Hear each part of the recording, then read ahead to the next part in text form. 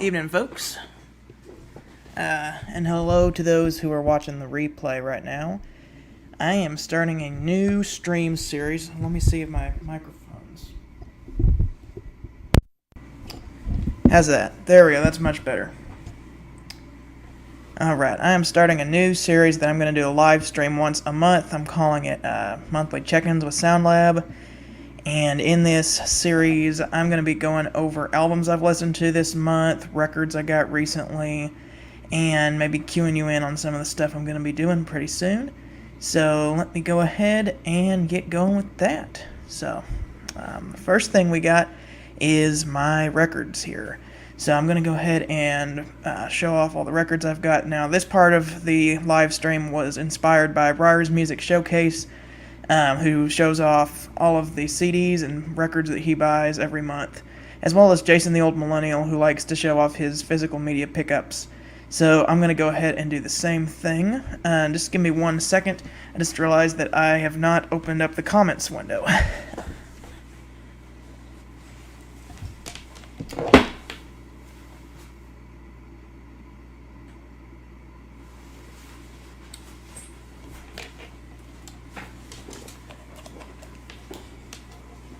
Alright, so now that I can see what you guys are saying, let me go ahead and get going.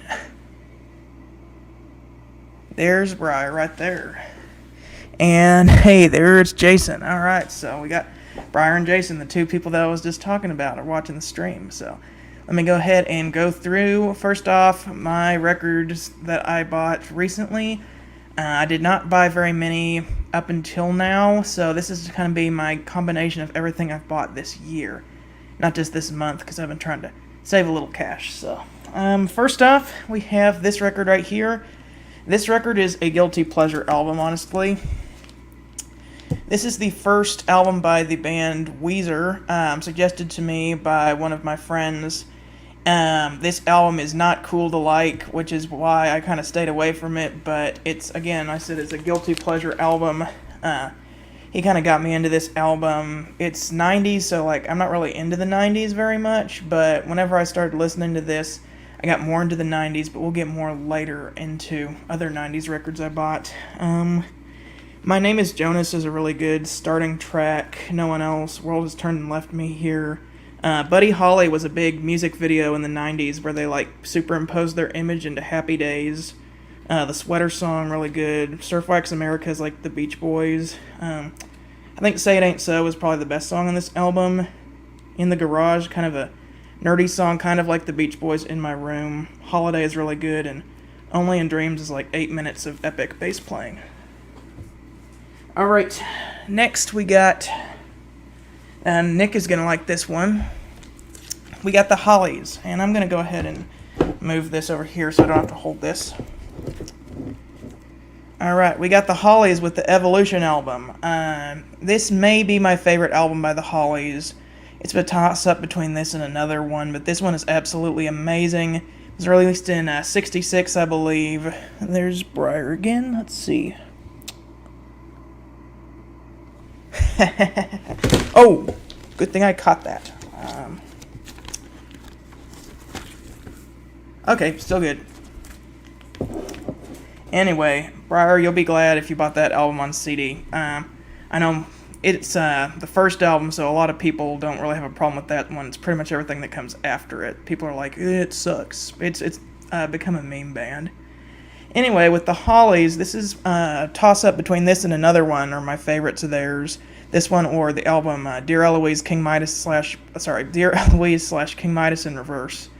Those are both really great albums. But this is my it's a mono copy. I'm gonna go ahead and go through the track listing real quick. But starts off with Carrie Ann, which was one of the Hollies' really big hits. It was a single for them, which is really good. Stop Right There is kind of a chill acoustic song. Rain on the Window, kind of a vibey song. Then The Heartaches Begin has a really nice guitar riff in it. Ye Old Toffee Shop is kind of like psychedelic British pop music with like old-timey piano sound to it.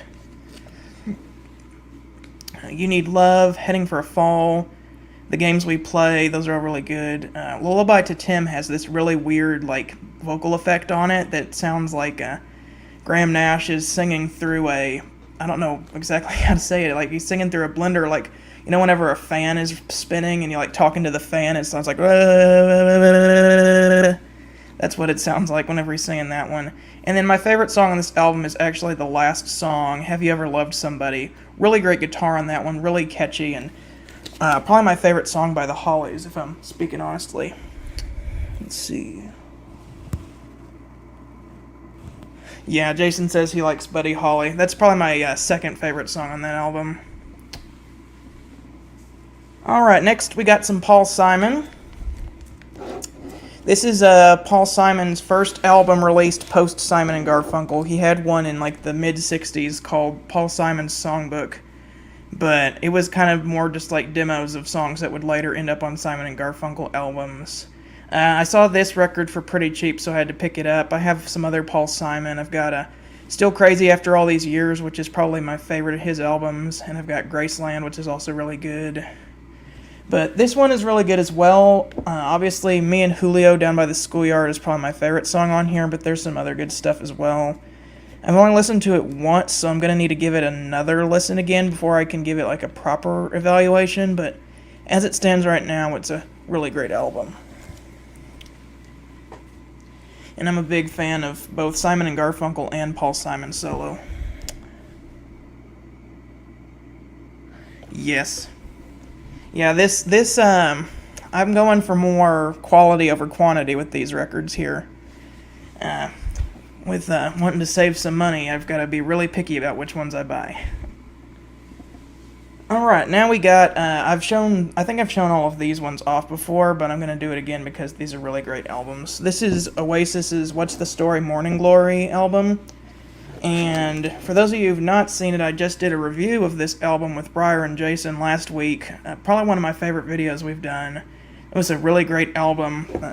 I know in the 1990s, British pop music kind of had like a second British invasion, and this album kind of helped to like kickstart that off. I know the band had another album, but this one is their most famous one. Starts off with Hello, which is like Jason said on the video, a really good way to start the album, because it's like you're starting the album and then it says hello. But Roll With It is another really great, like, Beatle-esque pop song. Everybody's heard Wonderwall, still a great song, even though they play it to death on the radio. Don't Look Back in Anger is probably the best song on the album. Very John Lennon-inspired. Hey Now, some might say, is my second favorite song on the album. That one's really great, and I use it as the theme music to the channel. Cast No Shadow, She's Electric, Morning Glory, all really great. And it ends with the 7-minute epic Champagne Supernova. And then we got two more. The first one is one that I wasn't expecting to get, but when I visited the record store, I saw it for a price that I couldn't resist. Let me just check the comments real quick.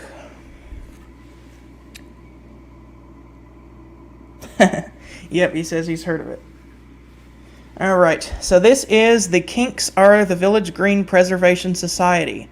And this album was introduced to me by Nick, and the first time I heard it, I was like, wow, how have I never heard this before? This album was overlooked in the 1960s when it was released.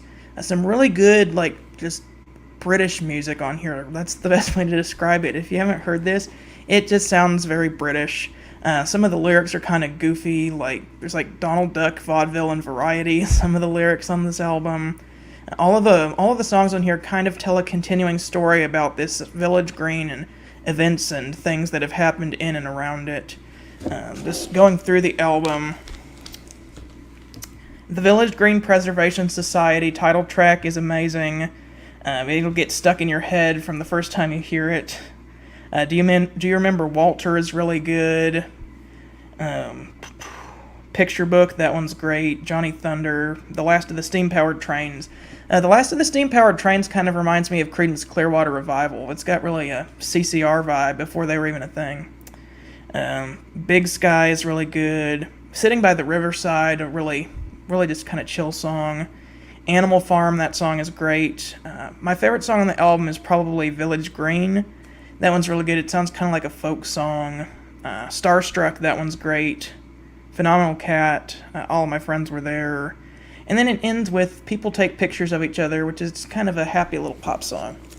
And this particular pressing I found for like $20, which I looked up how much this particular pressing is worth, and it's worth like $50, so I got it for half the price. This is a reissue from the mid-70s, because if you find one of these that's actually from 1968, you're going to be making the big bucks. But even though it's a reissue, it still sounds really good. Yeah, Breyer says that the Kinks really has grown on him the more he hears it. Yeah, that one's really great. Arthur is a really good album. And I think my favorite one is Lola versus Power Man, because the Top of the Pops song and the Money Go Round just made me laugh so hard the first time I heard it. That whole album is basically kind of a big joke about the music industry and about how they kind of like take all your money even though you're the one who's working and they get the money off of it. But the songs on that album made me laugh really hard because it was like, you worked really, really hard and you got number one, so now you can earn some real money. Alright, and then finally, this is the really big one. The Zombies Odyssey and Oracle album. I also did a review of this one recently, but I was really excited to pick this one up. Unfortunately, it does have the alternate cover that they cropped in, because finding a first pressing of this is really difficult. This is a second pressing from 1969, but even though it has this alternate cover, this thing sounds amazing. I listened to it right before I started the video, and it sounds really good. Even This Will Be Our Year, which is apparently in fake stereo, the fake stereo version of that actually sounded really good. I wish I could get like an actual cover, like the original cover, and then swap the disc out, but we'll see if I can get that. Yeah, Jason says, oh good, you got that album. Yeah, this is one that I needed in my collection. The first time I heard this album, I was actually working out on the treadmill, and I threw this on because I'd heard some people recommend it before, and it was like, oh my goodness, this is one of the greatest albums I've ever heard. Like, from start to finish, this thing is amazing. It's very Beatles-inspired, too. Starts off with Care of Cell 44, which is an amazing pop song about somebody who's getting released from prison, and the mellotron on that is really cool. It's just kind of a sunny, happy song. A Rose for Emily, really great. Maybe After He's Gone. Beechwood Park. Brief Candles, another amazing song. And then Hung Up on a Dream, really cool, kind of trippy sounding song. When listening to this album, I kind of, on vinyl at least, I kind of reevaluated the songs that I didn't like as much, and they all sounded really great on here, so this is a perfect album. I know I wasn't too big on Friends of Mine when I first listened to it. Well, comparatively, it's a really great song, but I thought it wasn't as good as the others. But when I listened to Friends of Mine on this particular pressing, like, it sounds amazing. This Will Be Our Year, yeah, that one was in fake stereo, but it still sounded really good. The Butcher's Tale sounds absolutely haunting on this album. The pressing just, like, made you really feel the horror that it was trying to convey about war. And, of course, Time of the Season, the big hit on this album, it sounded really cool. Like, as soon as the started up, it was like, wow, that sounds really good. And this was recorded in 1968, so it sounds really good for 1968. Alright, now I'm going to go into what I've been listening to. This is also inspired by Jason the Old Millennial as well as Jacob Martin.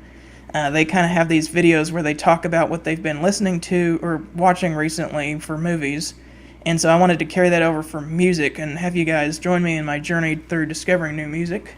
So I have 5 albums to discuss with you guys today, which is actually more than 5 albums, but I'll explain how I'm going to do that later.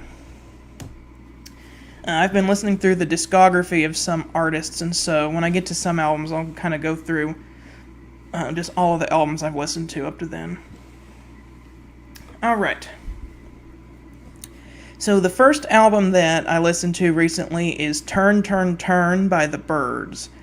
Turn, Turn, Turn by The Byrds was an album released by the British rock band The Byrds in 1966, and it features a very jangly, poppy guitar sound. As soon as I started this, I knew that it was going to sound like basically, if you know the Beatles song "If I Needed Someone" by George Harrison, like the whole album pretty much sounded like that, with that like really jangly, resonant sounding guitar. And there was also some really good harmonies on this album as well. I know this is where David Crosby got his start. Starting off with the first song, "Turn, Turn, Turn." Yeah, that's definitely the best song on the album. The words are taken from the Book of Ecclesiastes, actually. And it's just a really cool, like, 60s pop song. Great guitar work on there, great harmonies. It's just a really great song. "It Won't Be Wrong" and "Set You Free This Time" were both pretty good.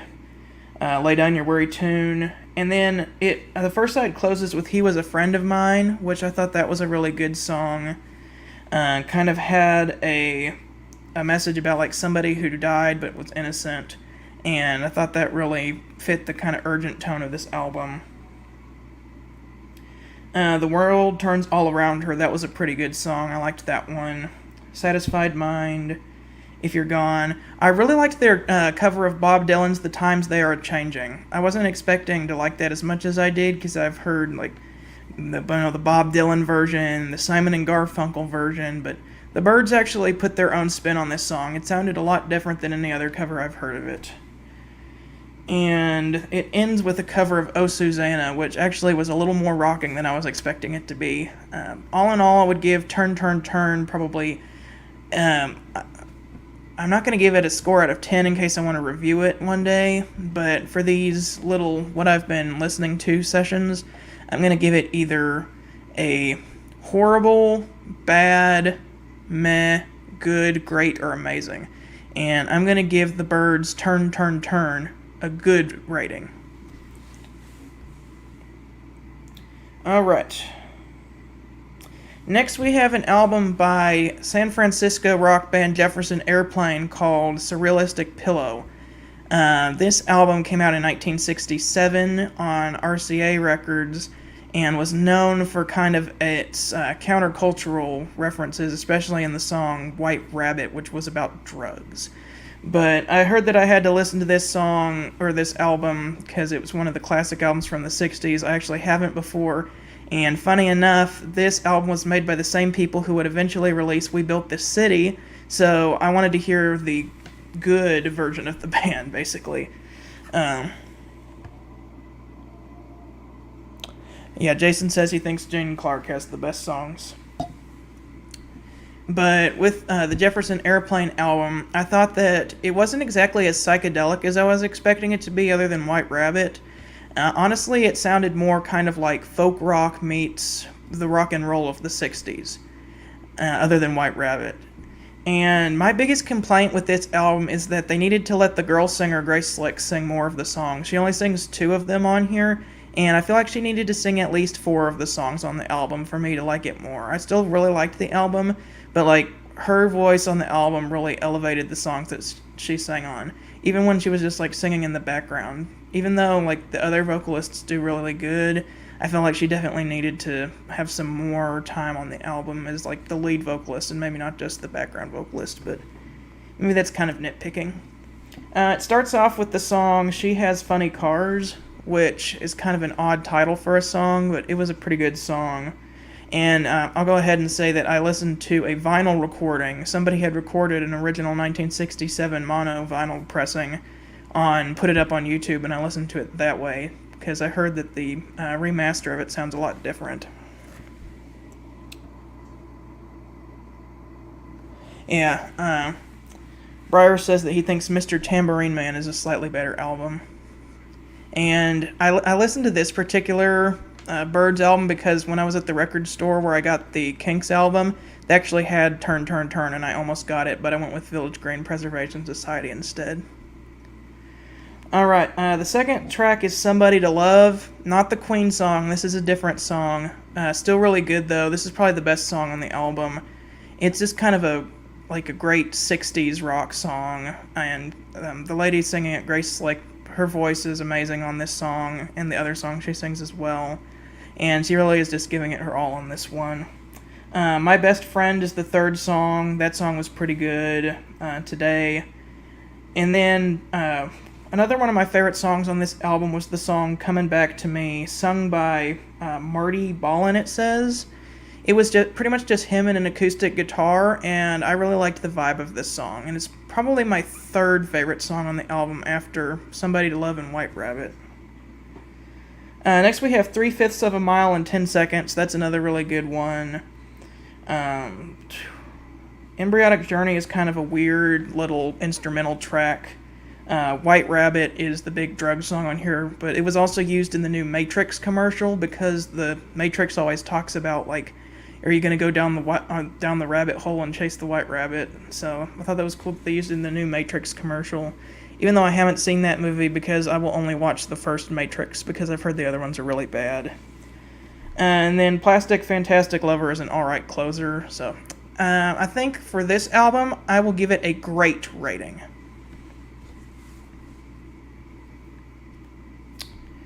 Alright, next, we're going to go through a discography I've been listening to, and I haven't been listening to all the discography, it's just several albums, but my friend Nick recommended to me The Doors. And The Doors is a band from the 1960s that you may have heard of. You may have at least heard of the lead singer, Jim Morrison, who was kind of known for being an out there, like, poetic kind of a guy. Honestly, for me, the vibe of the band is kind of weird. I like half of the stuff I've heard by them, and the other half just sounds like, I don't know, crazy drunk Uncle Jim spouting off his poetry. I don't know if that makes any sense, but if you've actually listened to it, then you'd know what I was talking about. But the album I want to talk about today is their last album, L.A. Woman, that my friend Nick had me listen to.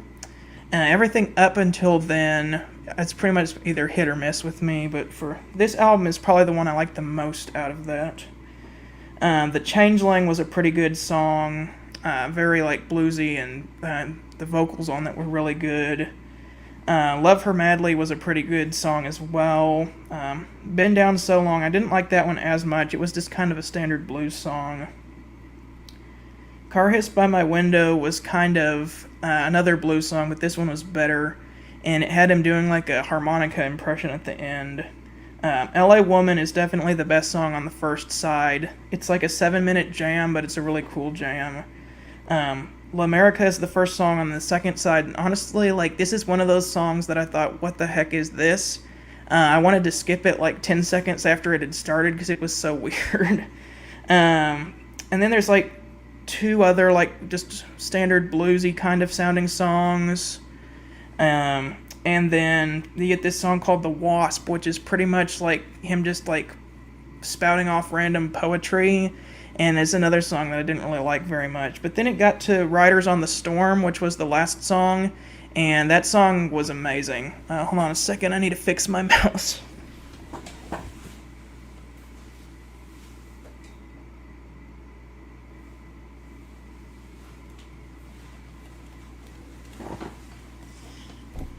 Alright.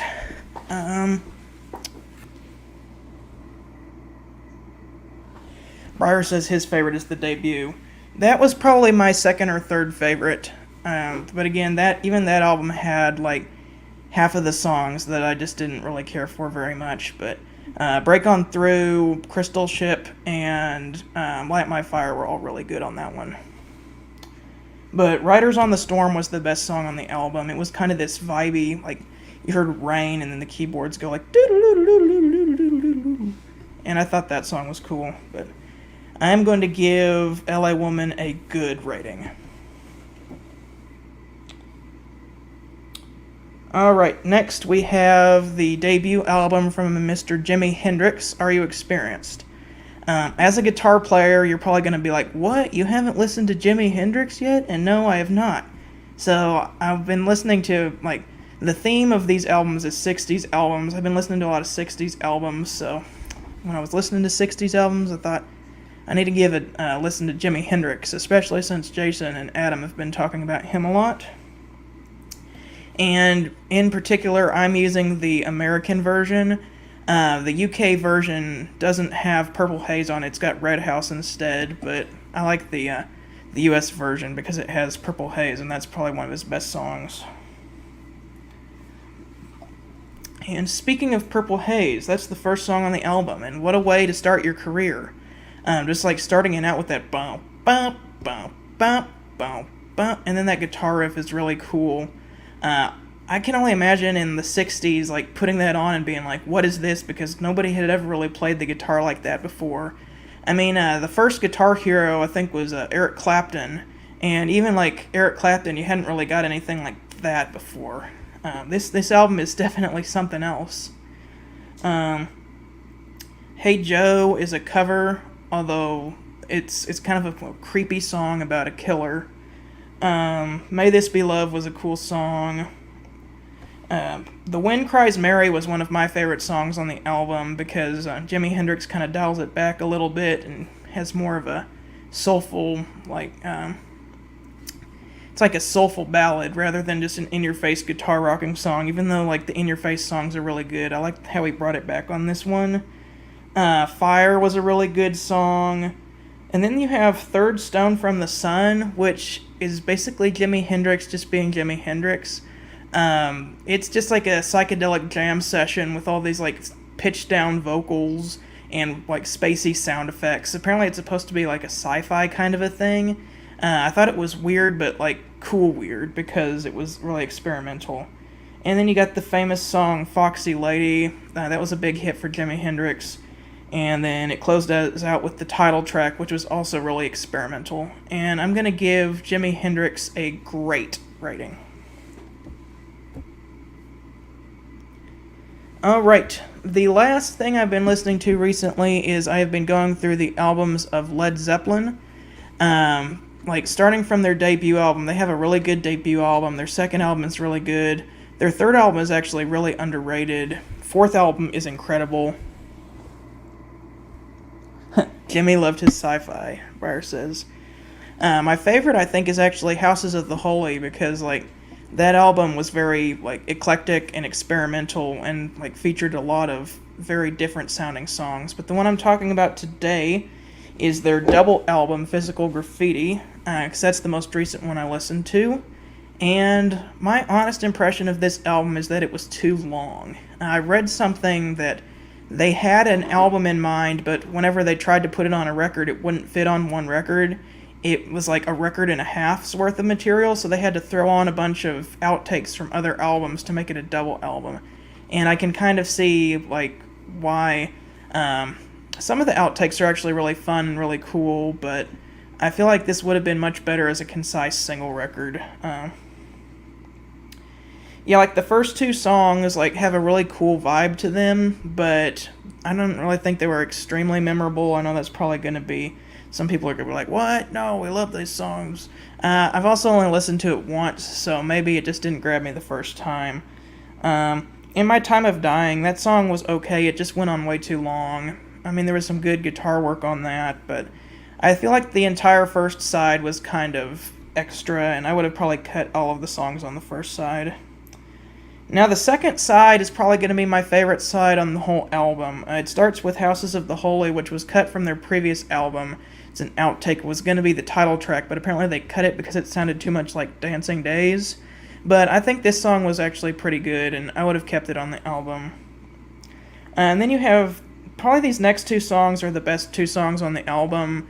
The first is Trampled Underfoot, which kind of has this cool, like, funk sound to it, where John Paul Jones, the bass player, is playing, like, these Stevie Wonder type keyboards, and then there's, like, this cool guitar riff under that. It goes bam bam bam bam bam, and then it, like, hooks you in, and it kind of reminds me of the Doobie Brothers' Long Train Running, honestly speaking, just because of the vibe of it. But it's a really funky song and was probably one of the better songs on the album. And then you have the best song on the album, Kashmir, which is 8.5 minutes long and definitely deserves to be that long because that song is epic. This the cool guitar riff with the strings and just the vibe of it. It's really out there, but it's really cool. Definitely the best one on the album. In the Light is another really good song. It's 8 minutes as well, but it's also really good. I would have kept that one on the album as well. And then you get a short little acoustic guitar passage in between that. I liked that. It was kind of a good break from all of the heavy rock that's been going on so far. And then you get Down by the Seaside. That one was good as well. I liked that one. 10 Years On is probably another one of the best songs on the album. I thought that one was great as well. I like the guitar on that one. Night Flight, that one was good. The Wonton song, that was really like rockin' song. Boogie with Stu was a song recorded with the Rolling Stones piano player Ian Stewart, and I thought that was kind of a fun little jam, but still probably unnecessary on the album. Yeah, so pretty much, I pretty much just kind of like sides 2 and 3. Sides 1 and 4 feel a little unnecessary, but 2 and 3 is where the really good stuff was. Alright, that is going to be everything that I've been listening to recently, but since I'm doing these kinds of live streams now, I want to give you guys an opportunity for me to listen to some stuff. So if you guys have anything that you want me to listen to and maybe talk about on these streams, you can leave it in the comments, or I know we have the live stream right now. If you're watching live, you can leave a comment down there.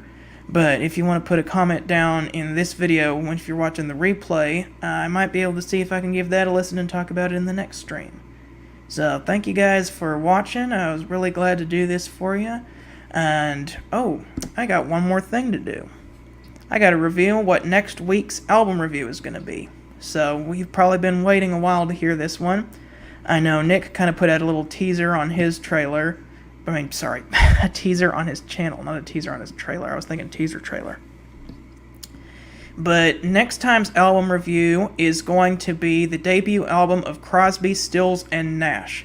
And that's also one of the reasons I wanted to listen to the Byrds album, is because I wanted to hear where David Crosby came from.